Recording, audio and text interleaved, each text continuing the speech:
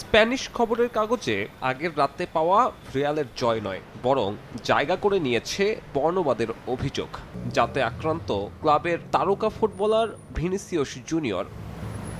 বেনফিকার মাঠে খেলতে গিয়ে বর্ণবাদের শিকার হয়েছেন ভিনি, এমন অভিযোগ গোটা রিয়াল মাদ্রিদ স্কোয়াডের। ঘটনার সূত্রপাত ম্যাচের 50তম মিনিটে বেনফিকার বিপক্ষে গোল করে উদযাপনে মাতেন ভিনিসিয়াস, আর তাতেই ফুঁসে ওঠেন বেনফিকা উইঙ্গার জিয়ানলুকা প্রেস্তিয়ানি।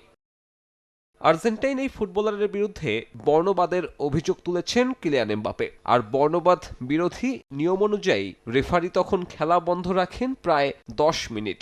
ম্যাচ শেষে এ নিয়ে ক্ষোভ উগরে দেন এমবাপে। ভিনিকে বানর ডেকেছেন প্রেস্তিয়ানি, এমন অভিযোগ ফরাসি তারকার। গ্লিটারের টুইন লেমন ও অ্যান্টিব্যাকটেরিয়াল ফর্মুলা বাসনকে চকচকে জীবাণুমুক্ত করে আমাদের দেয় গ্লিটার গ্যারান্টি। বেনফিকার 25 নম্বর জার্সি, আমি ওর নামও নিতে চাই না মুখে। ও এটার প্রাপ্য না, এটা অগ্রহণযোগ্য। তবে এটাই হলো ফুটবলে, আর সামনেও হবে। ও ভিনিকে 5 বার বানর বলেছে, আমি নিজে শুনেছি, বেনফিকারও অনেক খেলোয়াড় শুনেছে। কেবল অভিযোগ জানিয়েই থামেননি এমবাপে। ফিরতি লেগে বার্নাবুতে যেন প্রেস্তিয়ানি ঢুকতে না পারে সে হুমকিও দিয়ে রাখলেন। উল্লেখ্য, পরের রাউন্ডে ওঠার লড়াইয়ে আগামী সপ্তাহে বেনফিকাকে আতিথ্য দেবে রিয়াল মাদ্রিদ।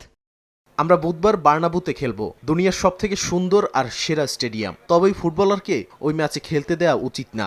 ও যেন বার্নাবুতে না আসে, ও এটার যোগ্য না।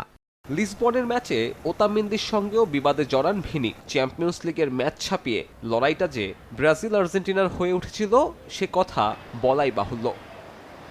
সাব্বির মিথুন, সময় সংবাদ।